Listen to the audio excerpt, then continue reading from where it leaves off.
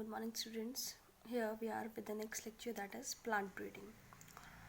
Plant breeding को हम अगर नॉर्मल लेमन लैंग्वेज में बोलो तो हम कैसे डिफाइन कर सकते हैं इसको? The science of improving crop varieties is called plant breeding. वो साइंस की टेक्नोलॉजीज यूज़ करते हैं हम किस पे?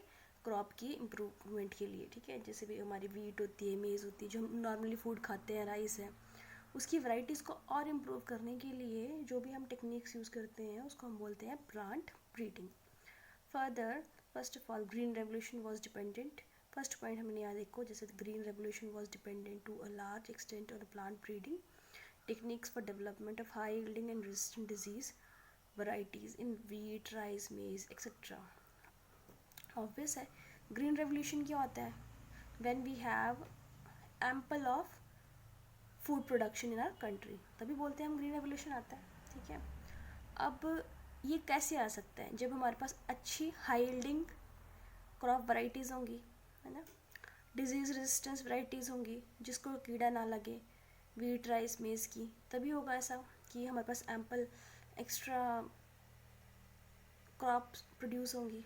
अब जैसे हम बात करें at the time of freedom, क्या था हमारे पास? इतनी फसल नहीं होती थी कि हम अपने देश की कंट्री, उस टाइम तो लोग भी कम थे. प्रेजेंटली हमारी पॉपुलेशन कितनी है?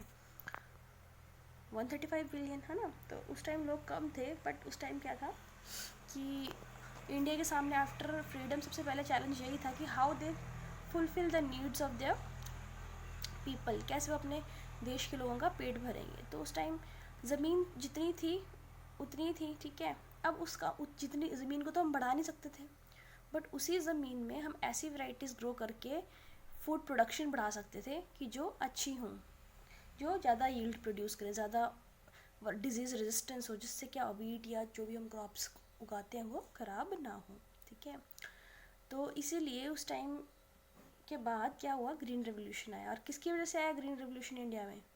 Doctor MS Swaminathan. He is the father of green revolution in India. Now let us talk about plant breeding. अब plant breeding, what is plant breeding? अगर इसको हम प्रॉपरली डेफिनेशन के पर्पज से देखें तो क्या हम बोल सकते हैं प्लांट ब्रीडिंग को?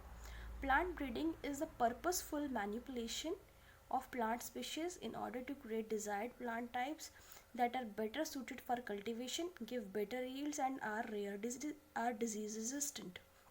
क्या मतलब है इसका? Plant breeding is a purposeful मतलब जो हम अपने पर्पस मतलब के लिए करते हैं. Manipulation of plant species, manipulation मतलब हम उसके साथ छेड़छाड़ करते हैं. ठीक है, छेड़छाड़ इन द सेंस उसमें अपने हिसाब से डिज़ायरेबल करेक्टर प्लेस करेंगे, अच्छे करेक्टर्स डालते हैं in order to create desired plant. क्यों? उसके प्लांट स्पीशीज़ का क्यों हम छेड़खानी करते हैं? ताकि हमें हमारे अकॉर्डिंग, जैसा हमें प्लांट चाहिए जिसकी यील्ड भी हाई हो, उसको डिजीज़ भी ना लगे, ठीक है, वैसा हमें प्लांट चाहिए मोस्टली, तभी हमारी नीड्स पूरी होंगी. तो उस और वो क्या, ज़्यादा क्लाइमेटिक स्ट्रेस भी सहन कर, ज़्यादा हीट हो तब भी, बारिश कम हो तब भी वो सूटेड हो, तो बेटर सूटेड फॉर कल्टिवेशन, ताकि हम उसको कल्टिवेट कर सकें. ठीक है, give better yields and are disease resistance. ठीक है, और वो हमें क्या दे लास्ट में? बेटर यील्ड्स दे और डिजीज़ रेजिस्टेंस भी हो. ऐसा ना हो कि वो पहले अच्छा हो, फ्लरिश करे, उसकी यील्ड भी ज़्यादा हो, लेकिन लास्ट में क्या हो, डिजीज़ के कारण क्रॉप ख़राब हो जाए. इसलिए वो क्या होना चाहिए? मोर ओवर डिजीज़ रेजिस्टेंस भी होना चाहिए. तो ये होती है प्लांट ब्रीडिंग, जिसमें क्या है, हम खुद से क्रॉप्स को खुद से क्रॉस करवाते हैं. किससे? खुद सेलेक्ट करके, जो भी अच्छे प्लांट्स होंगे उनको सेलेक्ट कराएंगे, फिर उनमें ऐसे जीन्स इनकॉर्पोरेट करेंगे जैसे जिससे क्या उनको डिजीज़ भी ना लगे. ठीक है, तो यही सारी किसमें इन्वॉल्व होता है? Plant breeding. तो नेक्स्ट स्लाइड देखेंगे हम. अब देखिए, सबसे पहले जो मेन स्टेप्स हैं in plant breeding for new genetic variety of crop. अगर हम, जैसे आपने सुना होगा कि नई नई सोनालिका हो गया, अलग अलग क्रॉप वीट्स के नाम होते हैं. ठीक है, मॉडिफाइड होती हैं वो, और जैसे वीट की होती हैं, राइस, मेज, सबके अलग अलग क्या होता है? बीज होता है, मॉडिफाइड बीज होता है, हाइब्रिड बोलते हैं, हाइब्रिड वैराइटीज़ आती हैं. तो कैसे बनती हैं? उसके लिए साइंटिस्ट को बहुत काम करना पड़ता है. उसमें क्या क्या इन्वॉल्व होता है, उसमें क्या क्या स्टेप्स होते हैं? सबसे पहला होता है कलेक्शन ऑफ वेरिएबिलिटी. वेरिएबिलिटी मतलब डिफरेंसेस की, अलग अलग क्या क्या डिफरेंसेस हैं सेम प्लांट में. जैसे वो वाइल्ड में भी होता है, ठीक है, और नॉर्मल डोमेस्टिकेटेड होगा तो उनमें क्या क्या डिफरेंसेस रहते हैं. तो सबसे पहले साइंटिस्ट क्या करते हैं, collection and preservation of all different wild varieties species and relatives of the cultivated species. जैसे मान लो हमने वीट को हमने हाइब्रिड फॉर्म बनाना है, ठीक है, तो हम क्या करेंगे, जो वीट की जितनी भी वैराइटीज़ हैं अलग अलग, उन सबको वाइल्ड फॉर्म में, मतलब वाइल्ड वैराइटी मतलब जो खुद से उगती हैं, ठीक है, खुद से जनरेट होती हैं। एक तो होते हैं जो हम बीज डाल के लगाते हैं, वो डोमेस्टिकेटेड वैराइटीज़ होती हैं, और जो खुद से ग्रो करती हैं वो होती हैं वाइल्ड वैराइटीज़। तो वो क्या करते हैं, जितनी भी वाइल्ड वैराइटीज़ होती हैं नियर बाय, उन सब के सैंपल कलेक्ट करके, उन सब की स्टडी करके, उनके उनके उनके रिलेटेड जो स्पीशीज़ होती हैं, ठीक है, जैसे वीट हो गए, जौ हो गए, ये रिलेटेड एक जैसे ही होते हैं ना इनकी ग्रोथ और पैटर्न, तो उन सब की स्टडी करके क्या कर उनका एक फॉर्मेट बनाते हैं, और उनके जो बेस्ट करेक्टर्स होते हैं उसकी इवैल्यूएशन करते हैं कि किस में किसके स्टेम रेजिस्टेंट है, कौन डिजीज़ रेजिस्टेंस है, किसके सीड्स ज़्यादा, कौन सी स्पीशीज़ ज़्यादा सीड्स प्रोड्यूस करती है, कौन सी स्पीशीज़ कितना स्ट्रेस बेयर करती है, तो वो सारे करेक्टर्स वो सभी स्पीशीज़ के स्टडी करते हैं वाइल्ड फॉर्म में। सेकेंड स्टेप होता है evaluation and selection of parents. अब इन जो करेक्टर्स उन्होंने देखते हैं अलग अलग स्पीशीज़ के कलेक्ट करके, उसके बेसिस पे ही जो उनको जो जिनके बेस्ट सूटेड करेक्टर्स होते हैं उसके बेसिस पे वो क्या करते हैं, पेरेंट्स को आइडेंटिफाई करते हैं, जिसके भी बेस्ट फीचर्स होंगे। मान लो यहाँ पे जैसे देखो आप, ये मेज़ का प्लांट के डायग्राम दिया हुआ है आपके पास, ठीक है, तो मेज़ प्लांट में क्या है, एक बड़ा है लॉन्ग है और एक शॉर्ट है, ठीक है। अब इसमें क्या है, जो लॉन्ग है उसका ड्रॉबैक ये रहेगा कि जैसे हवा तूफान आएगी तो क्या होगा, वो गिर जाएगा एकदम से। लेकिन जो शॉर्ट है उसका क्या है, उसका एडवांटेज ये है कि हवा तूफान है, जैसे कुछ भी वेदर आता है तो वो उसको बेयर कर लेगा। अब इन दोनों के बीच में इन्होंने क्रॉस करवाया हुआ है, लेकिन इसमें जो लॉन्ग है इसके कॉर्न्स कैसे हैं, ये देखो कॉर्न्स लगे हैं ना इसके, तो ये कॉर्न्स कैसे हैं, इसके कॉर्न्स वेट, देखो ये इसके कॉर्न्स कैसे हैं, बड़े बड़े हैं, वेयर एज जो शॉर्ट है इसके कॉर्न इसके कंपेरेटिव छोटे हैं। तो जब इसको क्रॉस कराएंगे तो इसकी टेंडेंसी क्या रहेगी कि जो इसकी स्टेम हो वो शॉर्ट हो और कॉर्न्स क्या हो, बड़े हो, तो दोनों चीज़ें आगे, यील्ड भी ज़्यादा हो जाएगी और ये जो क्रॉप है वो ख़राब भी नहीं होगी अगर क्लाइमेटिक स्ट्रेस को हैंडल कर लेगी, ठीक है। ऐसे ही वो पेरेंट्स चूज़ करते हैं, ठीक है। Now next is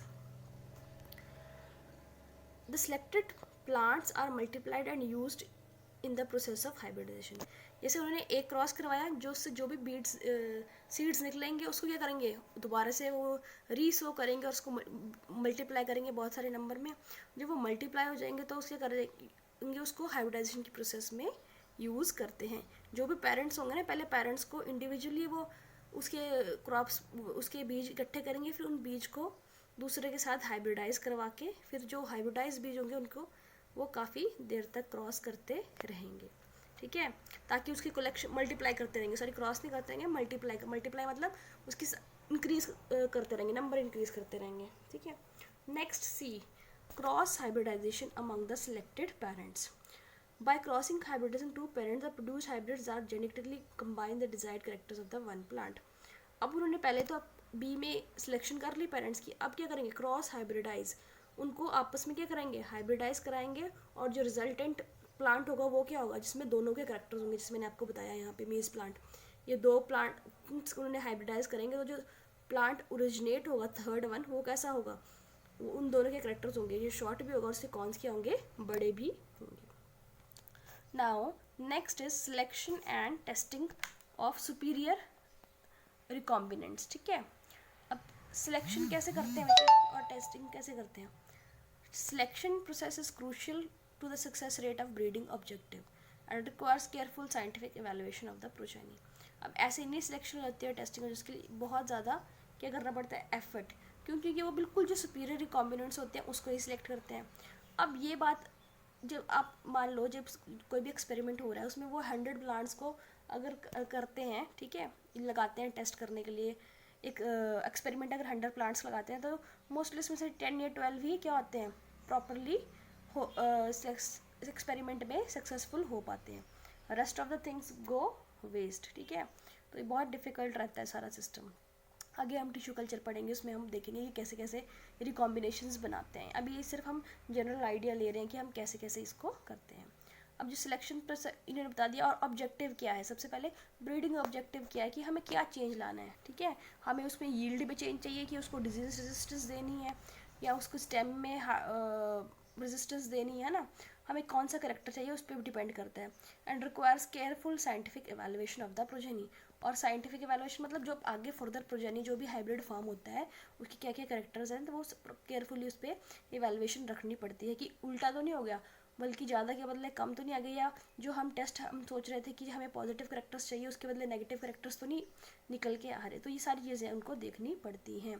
they are self pollinated for several generation till they reach a state of uniformity, और उसके बाद उनको बहुत टाइम तक क्या करना पड़ता है, सेल्फ पॉलिनेट, आपस में पॉलिनेट कराना पड़ता है, ताकि वो एक यूनिफॉर्मिटी मतलब एक प्रॉपर उसमें चेंजेस होना बंद हो जाए, ठीक है, उस फॉर्म पे ना पहुंच जाए। So the characters will not segregate in the progeny, ताकि क्या हो, वो ऐसे उसमें करेक्टर्स आ जाए कि जैसा वो पेरेंट है वैसे ही आगे प्रोजेनीज बने।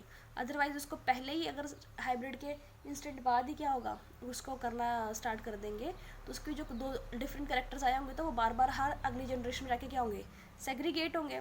जब अगली जनरेशन में जाके सेग्रीगेट होंगे तो वो हाफ हाफ हो जाएंगे, मतलब आधे में करेक्टर कुछ आएगा और आधे में कुछ आएगा, जो हमें नहीं चाहिए, ठीक है। हमें ये चाहिए यूनिफॉर्मिटी चाहिए, जो भी हम सीड्स है, वीट है, हमें ऐसा थोड़ी चाहिए आधी क्रॉप हमारी बड़ी और आधी छोटी हो, हमें सारे प्लांट्स के चाहिए यूनिफॉर्म चाहिए। Next, testing, release and commercialisation of a new cultivators. अब ये तो बात होगी जब जैसे टेस्टिंग हो जाएगी उसको रिलीज़ कर देते हैं, क्यों, कमर्शलाइज बेचने के लिए।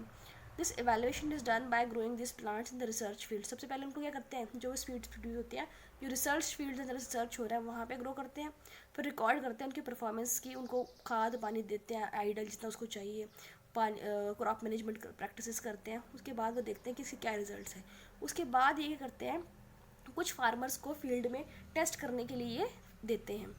उसके बाद क्या करेंगे, जैसे ही for the last 3 growing at several locations in the country.